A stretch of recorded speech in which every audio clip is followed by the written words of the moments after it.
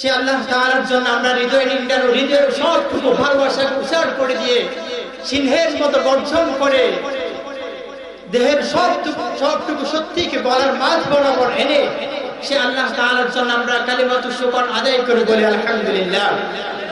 আরে আওয়াজ দিয়ে বলতে হবে আলহামদুলিল্লাহ।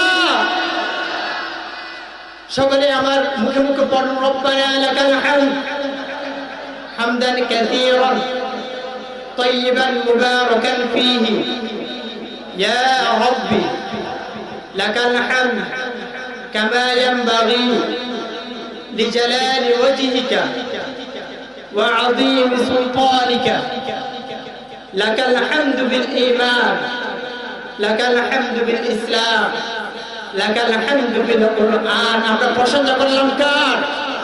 আমাদের সব সময় প্রশংসা করতে হবে একমাত্র তিনি কে? নামাজের শুরুতে আমরা প্রশংসা করে থাকি কার? খাওয়ার সময় প্রশংসা করতে হবে কার? যৌতুক নেওয়ার সময় প্রশংসা করতে হবে কার? আল্লাহর না? যৌতুক নেওয়ার সময় কি প্রশংসা করা যাবে? যৌতুক নেওয়ার সময় প্রশংসা করা যাবে? কারণ হারাম করে দিয়েছেন কে?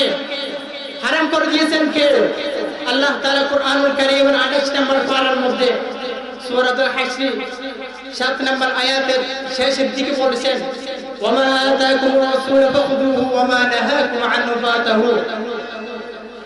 আল্লাহ তাআলা এই আয়াতে কারীমের মধ্যে বলেছেন তোমাদের নিকট রাসূলুল্লাহ সাল্লাল্লাহু আলাইহি সাল্লাম যা নিয়ে এসেছেন তোমাদেরকে যা আদেশ করেছেন তোমরা তা গ্রহণ করো আর যা নিষেধ করেছেন তা তোমরা বর্জন করো।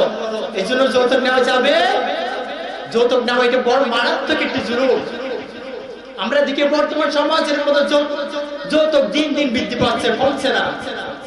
এই যৌতুক থেকে আমাদের সকলকে হেফাজত করুন, বলেন আমিন।